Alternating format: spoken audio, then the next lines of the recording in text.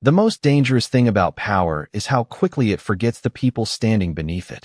The room was silent except for the faint buzz of fluorescent lights and the slow ticking of the wall clock above the investigation board. Officer Ryan Mercer sat alone at the far end of the table, his broad shoulders stiff beneath his dark blue uniform, his fingers locked tightly together as if pressure alone could stop them from shaking. Across from him, 3 members of Internal Affairs stared at a paused bodycam video projected onto the wall behind him. The frozen image showed flashing red and blue lights reflecting across wet pavement, a crowd gathering beneath the rain, and a black man pressed against the hood of a patrol car with his hands visible in the cold night air. Ryan swallowed hard as sweat gathered near his temple. 12 hours earlier, none of this had seemed important. 12 hours earlier, he thought it was just another stop.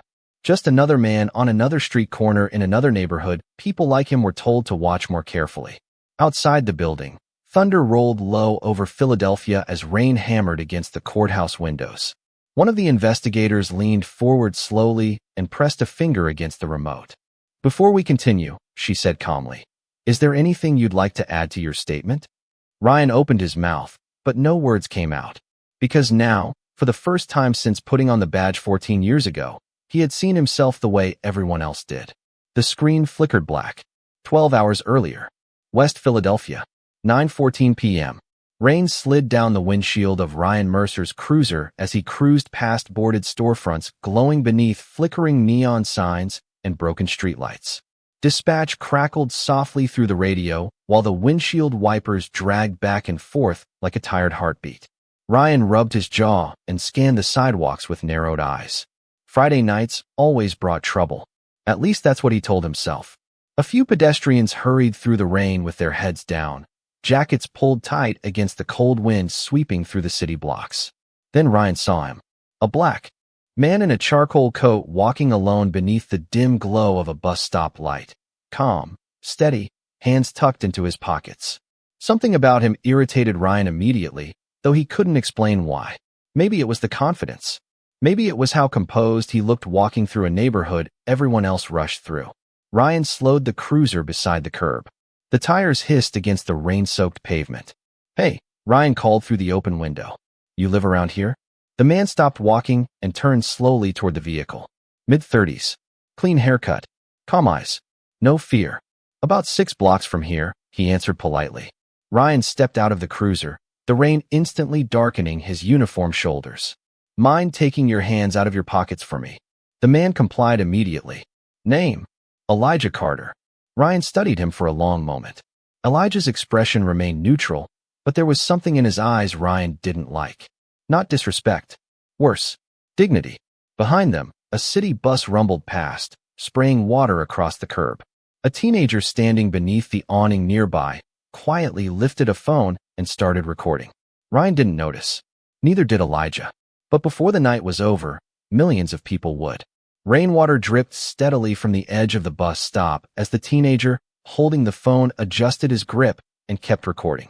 Across the street, headlights rolled slowly through the intersection, casting pale reflections across the soaked pavement like moving shadows. Elijah Carter stood perfectly still beside the patrol cruiser, his palms visible, his breathing calm despite the growing tension gathering around him. Officer Ryan Mercer circled him slowly, studying him the way a man studies something he already believes is guilty. "What are you doing out here this late?" Ryan asked. Elijah glanced briefly toward the dark community center building behind him. "I volunteer 3 nights a week," he answered evenly. "We had a mentorship meeting for high school students." Ryan let out a short laugh beneath his breath. "Mentorship," he repeated with skepticism. "That what they call it now?" Elijah said nothing. The silence irritated Ryan more than an argument would have. Most people became nervous during a stop. Most people apologized, stumbled over words, or rushed to explain themselves. But Elijah stood there in the rain with the kind of composure Ryan interpreted as defiance. A second patrol car rolled up behind them, its flashing lights painting the wet street in red and blue. A few people slowed down across the sidewalk to watch. Philadelphia had seen scenes like this too many times before. Nobody trusted them anymore, but nobody looked away either. Ryan stepped closer. Identification. Elijah slowly reached into his coat pocket and handed over his wallet without resistance. Ryan flipped through it while water rolled down the brim of his cap. Teacher, he asked after spotting the district identification card. History teacher, Elijah replied. Ryan looked up at him for a long second before smirking faintly. Funny, you do not look like a teacher. The words hung in the cold air heavier than the rain itself. Across the street, the teenager recording lowered the phone slightly, stunned by how casually the comment landed. Elijah noticed the reaction immediately, but his own expression never changed. What exactly does a teacher look like, officer? He asked quietly. Ryan's jaw tightened. He hated calm questions because they forced him to hear himself out loud. Do not get smart with me, he snapped. You matched a description. Elijah nodded once. What description? Ryan did not answer right away. Because there was no description. No report. No suspect. Just instinct sharpened by years of suspicion and assumptions he had stopped questioning a long time ago. The second officer stepped out of the backup cruiser and approached carefully. Everything good here, Ryan? He asked. Routine stop. Ryan answered quickly without taking his eyes off Elijah. The younger officer glanced at Elijah's identification card and then at the crowd beginning to gather beneath nearby awnings. Phones were visible now. More than one. Ryan noticed too, and suddenly his posture changed. His voice grew louder, firmer, more performative. Place your hands on the vehicle, he ordered. The entire street seemed to pause. Elijah looked at the wet hood of the cruiser for a moment before calmly obeying. Rain soaked through the sleeves of his charcoal coat as he placed both hands flat against the cold metal. A woman standing beneath the laundromat awning shook her head quietly. An older man muttered something under his breath and kept walking. Nobody interfered. Nobody ever did. Ryan began patting Elijah down with sharp, impatient movements while continuing to speak loudly enough for the crowd to hear. You people always act calm until we find something, he muttered. The younger officer shifted uncomfortably beside him. Elijah closed his eyes briefly, not from fear, but from recognition. He had heard that tone before. Years ago. Different street. Different officer. Same darkness underneath the badge. Thunder rolled again over the city skyline while the teenager recording whispered softly into his phone. Man, this is bad. And somewhere far beyond that rain-soaked block, the first uploaded clip had already begun spreading across the internet. The rain kept falling over West Philadelphia like the city itself was trying to wash away what everyone had just witnessed, but some moments do not disappear once they are seen. They stay. They spread. And sometimes they come back louder than sirens. Elijah Carter remained against the patrol car in complete silence, while Officer Ryan Mercer searched through his wallet for something suspicious that was never there. A library card. A folded grocery receipt. A photo of 3 teenage boys standing beside Elijah in graduation gowns, all smiling proudly beneath bright June sunlight. Ryan stared at the picture for a second before scoffing quietly. Your sons? Elijah shook his head. Former students. Ryan handed the photo back without comment. The younger officer standing nearby shifted his weight uneasily as more people gathered beneath storefront awnings to avoid the storm. Some whispered. Some recorded. Some simply watched with exhausted expressions that said they had lived through this scene before. Elijah noticed an elderly black woman standing near the corner, holding grocery bags close to her chest. Her eyes met his briefly, with a sadness that felt older than the city itself. Ryan finally stepped back from the search. Nothing. The younger officer muttered under his breath after glancing through Elijah's belongings. But Ryan was not ready to let go. Not yet. Because somewhere deep inside him, letting Elijah walk away now would feel like losing control in front of everyone watching. Where exactly are you coming from? Ryan demanded again. Elijah slowly adjusted his coat sleeve where rainwater dripped from the fabric. The Jefferson Youth Center, he answered. Every Friday night, I teach a free class there. Ryan frowned. A class about what? Elijah looked directly at him for the first time since the stop began. American history. The answer landed strangely in the cold air between them. Ryan laughed once, short and bitter.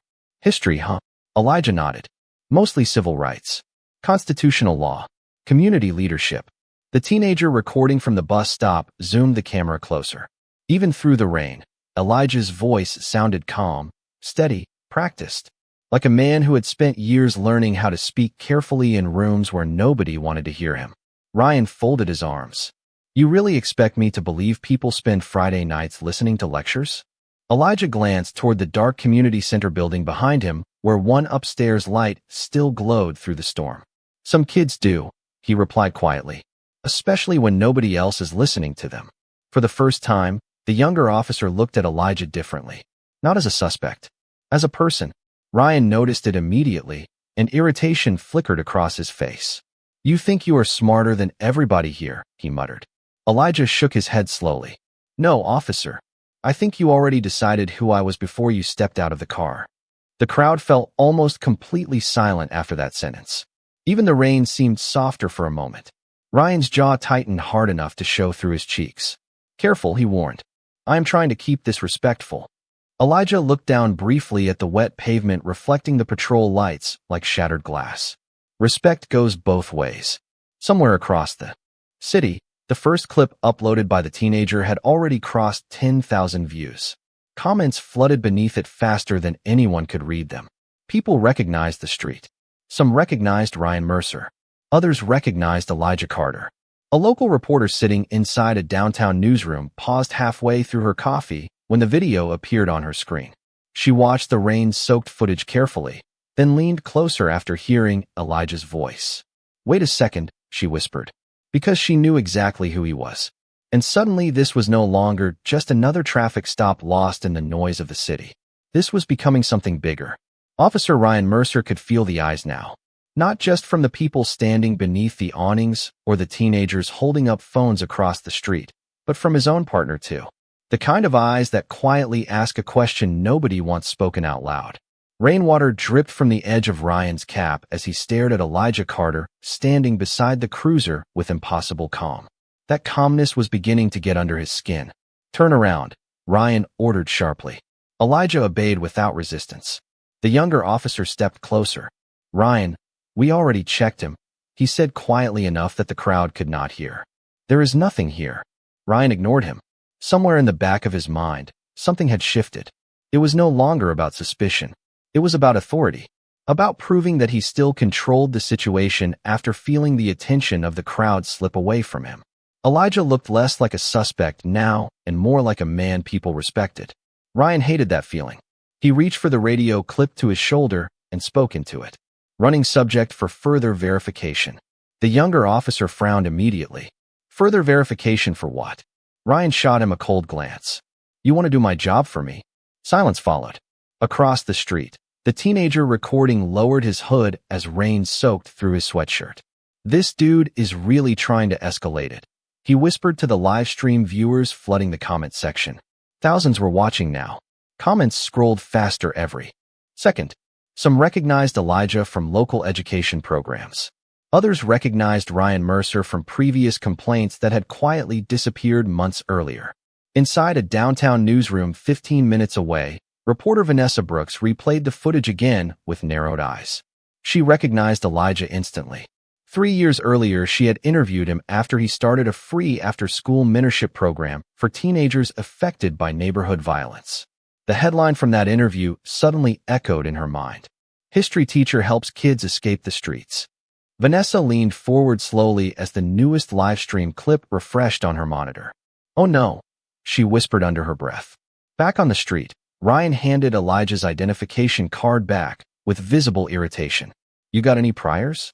Elijah answered calmly. No, ever been arrested? No, Ryan smirked faintly. That does not mean you are clean. The younger officer exhaled quietly and looked away. Even he knew the conversation had crossed into something ugly now. Elijah glanced briefly toward the growing crowd. Some people looked angry. Others looked tired. But nobody looked surprised. That was the worst part. This did not shock people anymore. Ryan stepped closer until only inches separated them. You know what your problem is? He muttered. Elijah met his stare without blinking. No, officer. But I think you are about to tell me. Ryan's expression hardened instantly.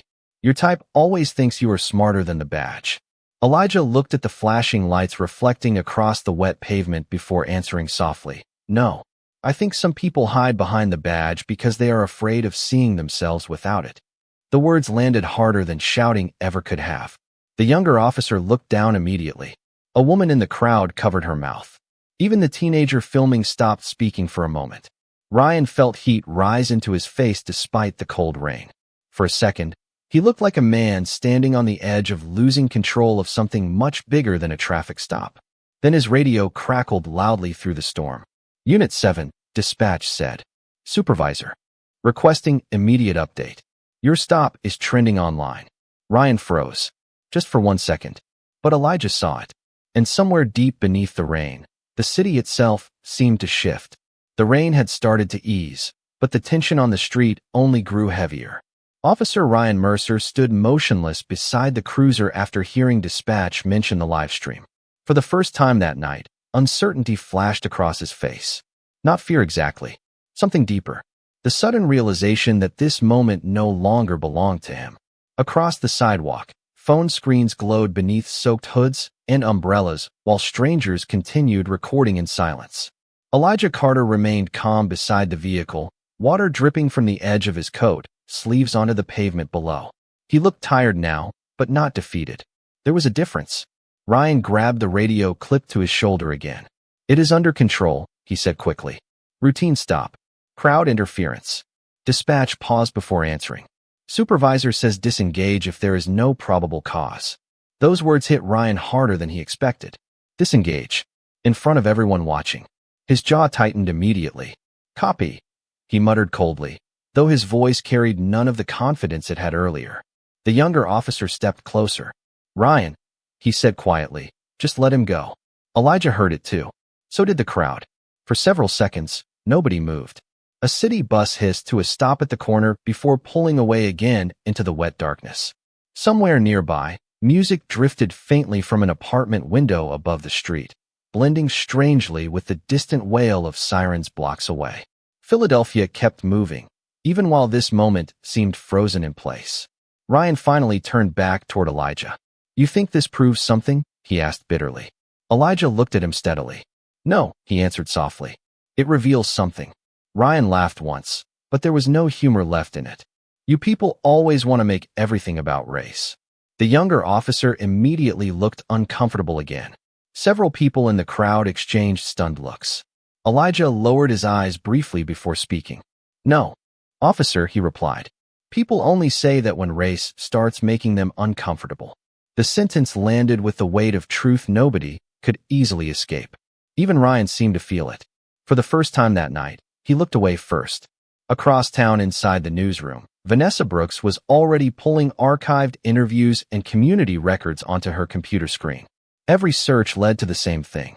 Elijah Carter mentoring teenagers, organizing scholarship drives, teaching free weekend history classes, helping students apply to college.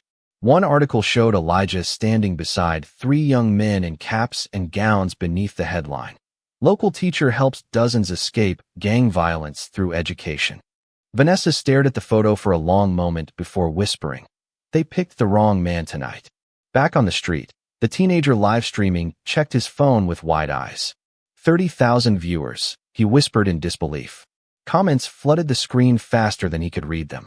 Some demanded accountability. Others shared their own stories. One comment simply said, watch the officer's face when he realizes nobody believes him anymore. Ryan suddenly noticed all the phones again. The cameras, the whispers, the eyes. His authority had always depended on people looking away. But tonight nobody was looking away. Rainwater rolled down the side of the cruiser as silence settled heavily across the block. Then Elijah slowly reached into his coat pocket. Ryan stiffened instantly. The younger officer did too. But Elijah only pulled out a folded photograph protected carefully inside clear plastic. He looked at it quietly for a second before handing it toward Ryan. You asked earlier why I teach history, he said. Ryan hesitated before taking the photo. It showed a younger Elijah standing beside another young black man with the same eyes and same smile. Brothers. The date in the corner read 2011. Ryan frowned slightly. Who is this? Elijah stared at the photograph as rain dripped from his chin. When he finally answered, his voice carried the kind of pain that does not fade with time. My brother, he said softly. The last officer who stopped him said it was routine too. The street grew quieter after Elijah Carter spoke those words. Even the people recording from beneath the awnings lowered their phones slightly, as if the rain itself had become heavier. Officer Ryan Mercer stared down at the photograph in his hands while water rolled slowly from the edges of the plastic sleeve. Two brothers stood smiling beneath bright summer sunlight in the picture, unaware of what the future would take from them. Ryan looked back up at Elijah carefully this time. Not with suspicion. Not entirely. Something else had entered his expression now. Discomfort. What happened to him? Ryan asked quietly before he could stop himself. Elijah took a slow breath as thunder rumbled far above the city skyline. His name was Isaiah Carter, he said softly. He was 22 years old. Worked nights at a shipping warehouse near the river. The younger officer listened silently beside the cruiser. The crowd did too. Nobody interrupted. Elijah kept his eyes on the rain-soaked pavement while he spoke. One night he got stopped walking home after work. His voice remained calm, but there was something inside it that sounded older than grief. The officers said he matched a description. Ryan felt tension creep into his shoulders immediately. The sentence sounded too familiar. Too ordinary. Elijah nodded slowly as if hearing the memory replay in his own mind. People watched from apartment windows. Somebody recorded part of it. Everybody said the same thing afterward. He looked directly at Ryan now. They said it escalated too fast. The younger officer swallowed hard. Ryan said nothing. Because suddenly the flashing lights, the crowd, the rain, even the phones recording him all felt disturbingly connected to something larger than one bad night. Elijah carefully took the photograph back into his hands. After Isaiah died, everybody moved on except my mother, he continued quietly. Except me. The city traffic in the distance sounded faint and hollow beneath the storm clouds. Somewhere above them, a train rattled across elevated tracks. Philadelphia continued breathing around them while old pain resurfaced on a dark street corner. Beneath police lights, Elijah looked toward the community center behind him. For a long time I hated officers, he admitted. I hated uniforms. Sirens. Every flashing light I saw at night. Ryan lowered his eyes briefly. Elijah continued. Then one day, I realized anger was turning me into exactly what the system expected. The teenager live streaming stood completely still now, no longer whispering commentary into the phone. Thousands of viewers listened in silence as rain dripped through the microphone. So I started teaching history, Elijah said. Because if young people do not understand what happened before them, they walk into the same traps over and over again. Ryan looked at Elijah differently for the first time that night. Not because the crowd was watching. Not because internal affairs might see the footage later. But because Elijah was speaking with the kind of restraint that only comes from surviving pain most people never fully heal from. The younger officer finally spoke. You still teach after everything? Elijah gave a tired smile that barely appeared through the rain. Especially after everything. Somewhere downtown, Vanessa Brooks was already preparing an emergency segment for the 11 o'clock news. Producers rushed around the newsroom as social media clips spread across every platform faster than the station could track. One producer looked up from his monitor and muttered, "This is turning into a disaster for the department."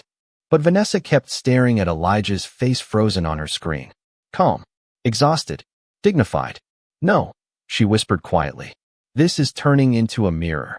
Back on the street, Ryan finally unclipped the flashlight from his belt and looked away from Elijah toward the growing crowd surrounding the block. Nobody trusted him anymore. Maybe they never had. That realization settled into his chest slowly like cold water. Then his radio crackled again through the rain. This time the voice sounded sharper. More urgent. Unit 7. Supervisor en route. Internal Affairs has requested preservation of all bodycam footage immediately. Ryan's face lost color almost instantly. And for the first time all night, Elijah Carter saw something he had not seen once in Officer Ryan Mercer's eyes before. Fear. Fear changes people faster than anger ever can. Officer Ryan Mercer stood frozen beside the patrol cruiser as the words from dispatch echoed through the rain-soaked street. Internal Affairs. Preserve all footage. Around him, the city suddenly felt too quiet, too aware, like every person watching had sensed the exact moment power began slipping from his hands. The younger officer slowly stepped back from Ryan without even realizing he was doing it. That small movement hurt more than any public criticism could have. Elijah Carter noticed it too. He noticed everything. The distance. The silence. The way Ryan's confidence had started cracking beneath the weight of cameras and truth. Rainwater dripped steadily from the edge of Elijah's coat, while the crowd remained gathered beneath storefront awnings and bus stop shelters. Nobody was shouting anymore. Nobody needed to. Sometimes silence carries more judgment than noise ever could. Ryan cleared his throat roughly and grabbed his radio again. "Copy dispatch," he answered, trying to steady his voice. But it was too late for control now. The live stream had already spread across the country. News accounts reposted clips every minute. Civil rights pages were dissecting every sentence Ryan had spoken. Former students of Elijah Carter were flooding social media with stories about the teacher who helped them survive neighborhoods most people only talked about from a distance. One post simply read, "That man taught me how to apply for college after my brother got locked up. He saved lives." Another said, "They humiliated the wrong person tonight." Inside the police department downtown, supervisors stood crowded around glowing monitors replaying the footage again and again. Every pause made the scene look worse. Every sentence sounded colder. The body cam angle showed Ryan circling Elijah in the rain, while the live stream captured the crowd's reactions in real time. One captain rubbed his forehead in frustration. Why did he keep going after there was no cause? Nobody answered him. Because everybody in that room already knew the truth. They had seen moments like this before. They just never expected millions of people to witness one live. Back on the street, flashing headlights appeared at the far end of the block. A black department SUV slowly rolled through the rain toward the scene. The atmosphere shifted immediately. Ryan noticed it first. Then the younger officer straightened instinctively. The crowd grew even quieter. Elijah remained still beside the cruiser, calm as ever, though exhaustion now rested heavily behind his eyes. The SUV stopped near the curb and a tall woman in a dark overcoat stepped out, holding a folder beneath one arm. Deputy Chief Angela Whitmore. Her expression remained unreadable as rain struck the pavement around her polished shoes. Ryan immediately stood straighter. "Ma'am," he said quickly, but she walked past him without responding at first. Her eyes moved directly toward Elijah. "Mr. Carter," she said quietly, "I am sorry for what happened tonight." The crowd reacted instantly. Not loudly, just small breaths. Small looks exchanged beneath umbrellas and hooded jackets. Because everybody understood what that apology meant. Ryan's face tightened. "Chief, this was a lawful stop," he insisted. Angela slowly turned toward him. "Was it?" she asked calmly. Ryan opened his mouth, but the words stalled somewhere in his throat. Angela held out her hand. "Your body cam." For several seconds, Ryan did not move. Rain tapped softly against the hood of the cruiser while the teenager live streaming whispered into his phone, "Oh man, this is really happening." Finally, Ryan unclipped the camera from his chest with stiff fingers and handed it over. Angela looked at it briefly before slipping it into her coat pocket. "Officer Mercer," she said evenly, "effective immediately. You are relieved from active patrol pending investigation." The younger officer lowered his eyes. The crowd stayed silent. Elijah Carter simply watched the rain fall across the city street, while Ryan stood there no longer looking like the man who stepped out of that cruiser earlier that night. The badge was still pinned to his uniform, but somehow it already looked heavier. Rain slid quietly down the windows of the department SUV while Officer Ryan Mercer stood motionless beside the patrol cruiser, staring at Deputy Chief Angela Whitmore as if he still expected someone to reverse what had just happened. But nobody did. Not the younger officer standing a few feet away. Not the crowd gathered beneath the awnings. Not the people watching online by the hundreds of thousands now. The city had already made up its mind. Angela Whitmore kept her voice calm and professional, but there was steel underneath every word. "Turn over your patrol keys and radio," she said evenly. Ryan blinked once as if the sentence itself had not fully registered. For 14 years those items had represented certainty, control, identity. Now they suddenly felt fragile in his hands. Slowly, Ryan unclipped the radio from his shoulder and placed it into Angela's waiting palm. The static hiss from the speaker disappeared instantly, leaving behind an almost unsettling silence on the rain-soaked block. Then came the keys.